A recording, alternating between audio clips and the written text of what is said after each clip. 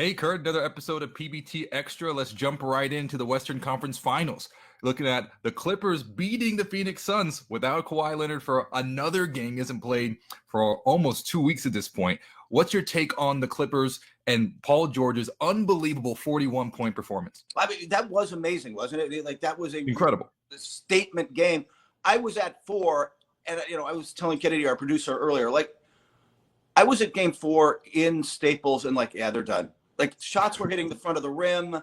They looked worn down. They looked like all the games every other day had caught up with them, and mentally this had all caught up with them. They just looked tired, and I'm like, that's it. They don't have it in them. They're kind of done here. They're down 3-1. This is it. No, this has been such an amazingly resilient team all year, and Paul George keeps making statements every time you question him. He was fantastic, and I want to throw some love towards Ty Lue too. Not for some great X's and O's, although his hand got forced with Zubats out, and playing small was really good for them. But he should do more of that, by the way. But more than that, he just empowers players to play to their strengths. And we see this in football. We see this in every sport, right? There's something to be said for our coach who's like, hey, Reggie Jackson, you're a really good scorer. Every other stop, he's like, hey, be a point guard, pass the ball here, run the play, be our floor general. Ty Lue's like, hey, just go get buckets. So, okay, I can do that, like empowering, and he's done that up and with Marcus Morris, with Terrence Mann. He's empowered them to play to their strengths, and there's something to that as a coach. Like, it's been really impressive to watch the Clippers bounce back because of it. Those two guys you mentioned, Morris, 9 for 16 from the floor, had 22 points, and Reggie Jackson, 8 for 14, including 4 from 7 from 3, ended up with 23 points. Yeah, and they're capable. That makes you think they're capable of doing it again, right? Like, suddenly you're like, this thing could go 7, because they go home and you're like, hey, maybe Terrence Mann has another big game. Maybe it's somebody else. Luke Kennard goes up.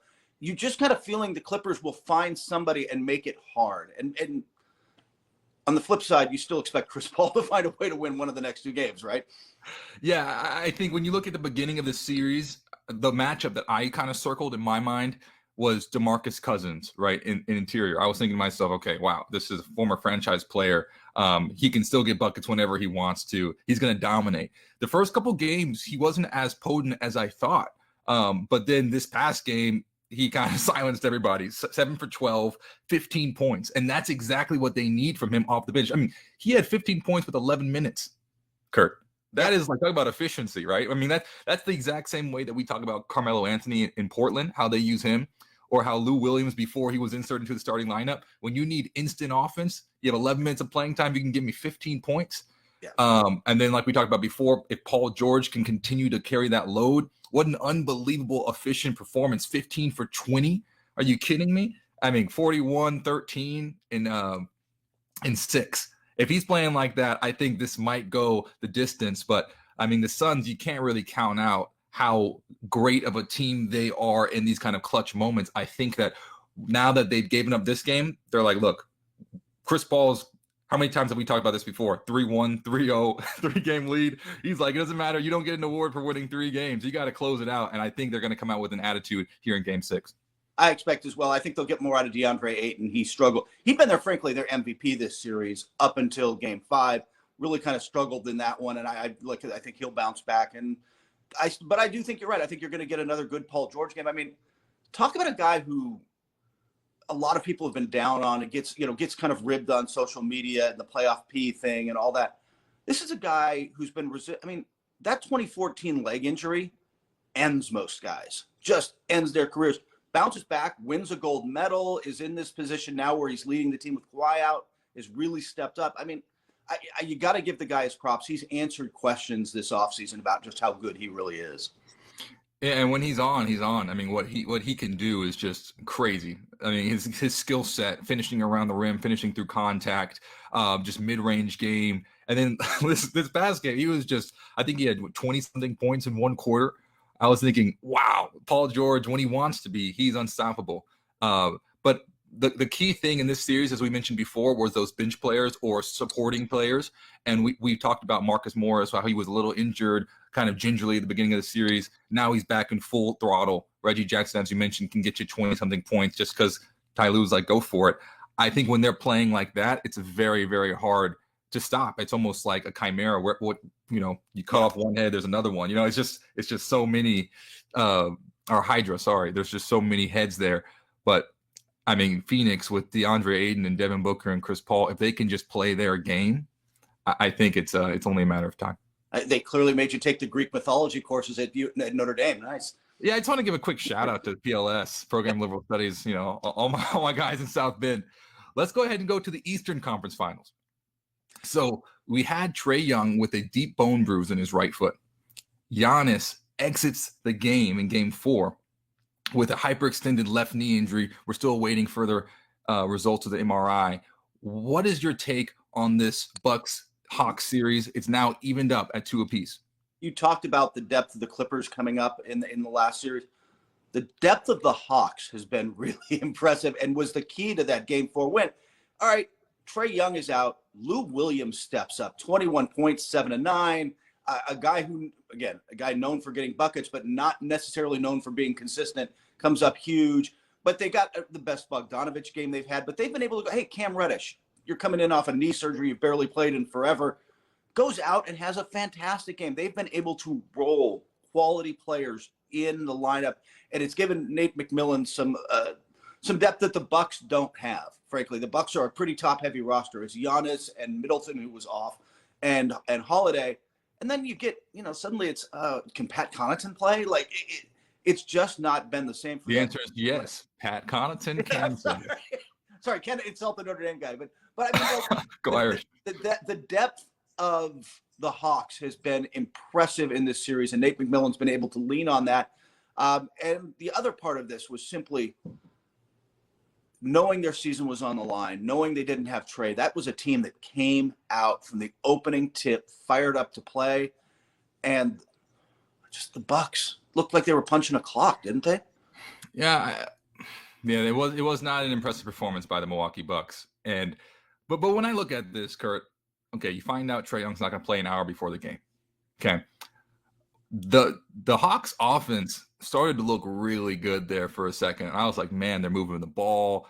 They're penetrating in the paint. Kevin Huerter's finding Clint Capella and John Collins, in the nether region behind the basket, near the paint where everyone comes up and they just throw it underneath. And it's just beautiful basketball. Then they kick out to open shooters. Bogdanovich playing well, and I thought to myself, this team looks really, really good offensively.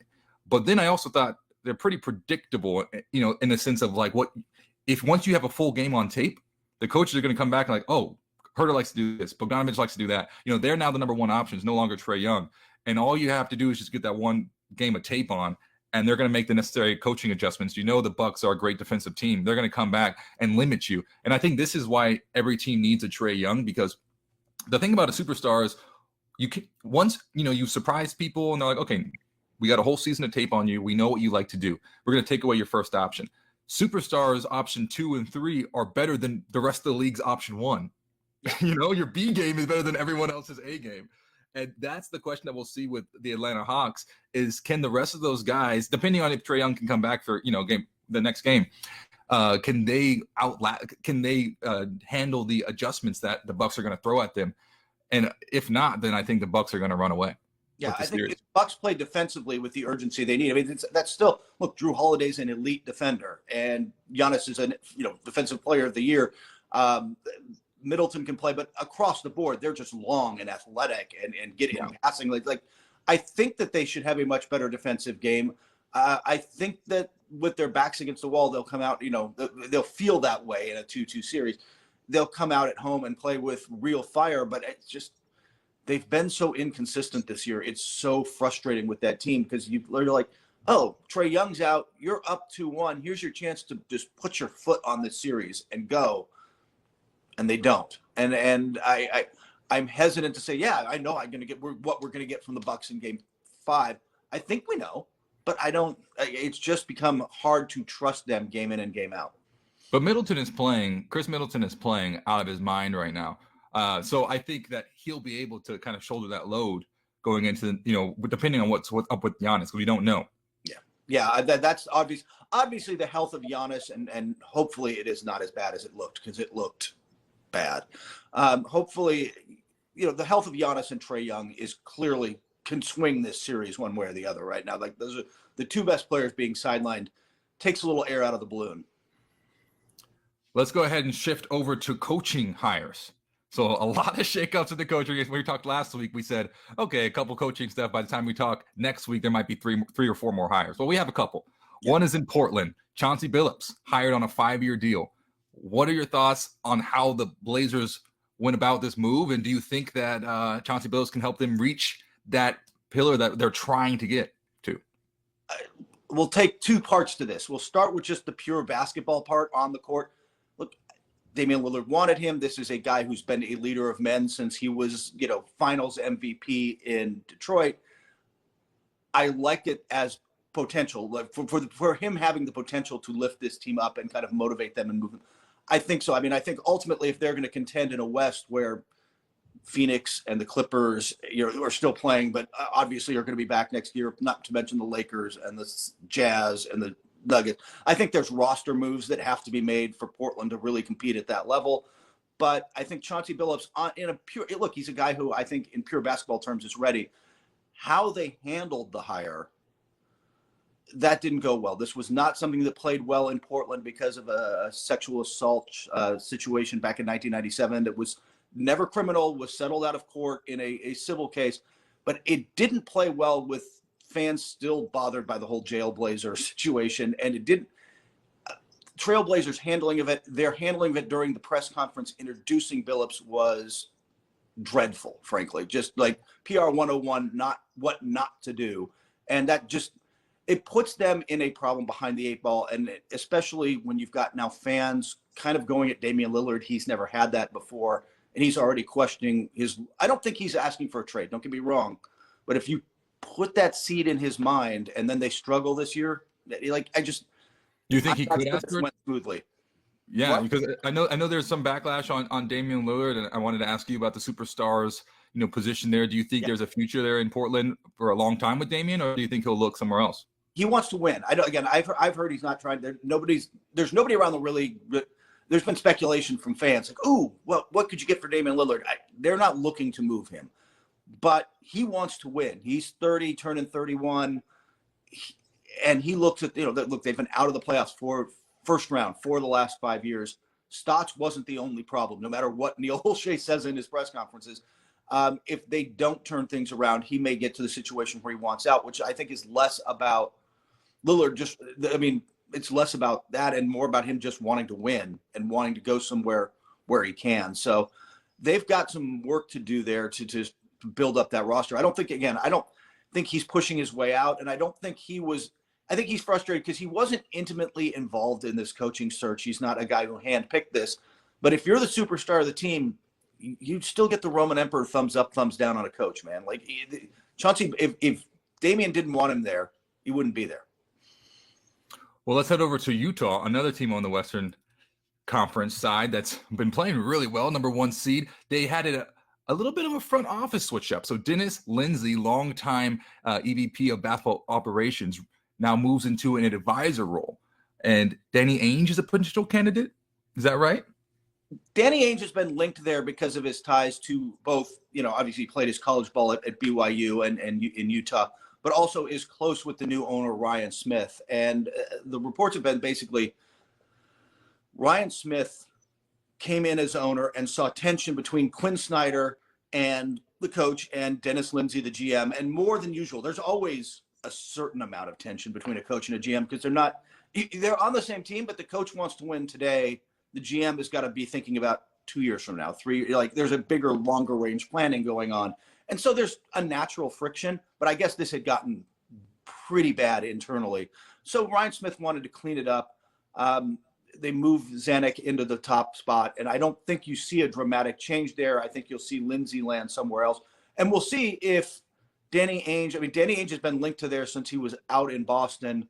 I don't know if he comes in, though, I don't know if he wants the day-to-day job or if he wants the Jerry West consultant to the owner gig or what he wants. It's a sweet gig. Yeah, it's a sweet gig. You're going to pay me a couple million a year to just be in the owner's chair? But you look at Jerry West's track record and you're just like, man, what he did at Golden State, it's unbelievable. Yeah, so I don't know exactly what's going on. I don't, though, think you're going to see dramatic changes. But again, that becomes about keeping people happy, keeping your superstar happy. I don't think Donovan Mitchell's not asking out. I know that there was a report about concern, right, long term from Dwayne Wade as well. Mm-hmm. Yeah, it's not short term though. That's not like, wow, he's asking to get out of the number 1 seed in the West this year. I think it's just a longer term concern. Are they winning enough? Is he happy in Utah? Does he want to stay there 3 years from now, 5 years from now? I mean, frankly though, that's a legitimate concern if you're in Dallas with Doncic or any young superstar. I mean, I hate Zion in New Orleans. I mean, I hate to say it, but if you're a superstar, if you're in a small market with a superstar player, these rumors are going to fly around. You mentioned Doncic in Dallas. I'm a Texas kid. I have to go there. Let's go there. So Rick Carlisle leaves the Dallas Mavericks, gets hired by the Indiana Pacers. He gets to go back to Indiana, and the Mavericks hire Jason Kidd, who has a relationship with Luka Doncic. What do you think of that kind of locker room setup looks like, and how do you think the Mavs are going to adjust to the new coach? We'll see. I think the Kidd, he'll build a relationship. I think Carlisle had said he wanted that. He actually endorsed Kidd on his way out the door, which is, by the way, was as much a shot at his lead assistant, by the way, as anything else. It was kind of a subtle little dig on somebody. But Kidd was a superstar player who had the ball in his hands. Like, there is some tie there, and we'll see if he's grown as a coach since his first couple of stints. They also shifted the entire front office around in Dallas, although I don't think, again, that makes substantial moves. Mark Cuban is deeply involved in basketball operations, has the final say on everything. This shifted around who's in his ear. That's about it. Yeah, I'm excited to see, because when I think about these superstars, like you mentioned, the superstar is a partner now. Yeah. The NBA has changed so much, where I think you had this is kind of the way that I see it. And Kurt, definitely let me know what you think about this. But back in the day, you had player coaches, guys like Bill Russell, right? And then now we're into the era of player GMs, guys who are saying, hey, Kyrie, KD, let's go play together. Yeah. Let's get, James Harden here. Like, let's create these superstar big threes and because of free agency is so, it's so porous these days that Kawhi can then say, hey, Paul George, let's go to LA. Yeah. So now you have player GMs, and the superstar is now a partner with the owner and with the head coach and with the GM on how to build the franchise. So when I think about Luka Doncic and being able to partner with Jason Kidd, who, talk about creativity but that killer instinct, being able to take over games, but get everyone else involved. That's a pretty good partnership as far as understanding each other from a basketball standpoint. Yeah. Oh, I agree. I think that there should be a connection there. This was the guy that Dirk Nowitzki wanted to see in there. I mean, won a championship with Jason Kidd as his point guard. I think if things line up interestingly for Dallas, that's a team, though, that we were saying this with Portland. A lot of what's going to got to be done. I think Jason Kidd can coach.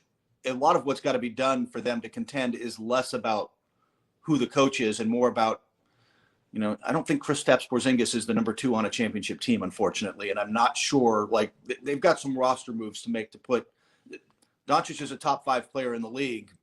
Do they have enough around him? That we both grieved when Seth Curry left Dallas. That was such a sad moment, because you need shooters on that team, and he was one of the best, and he showed that in Philadelphia.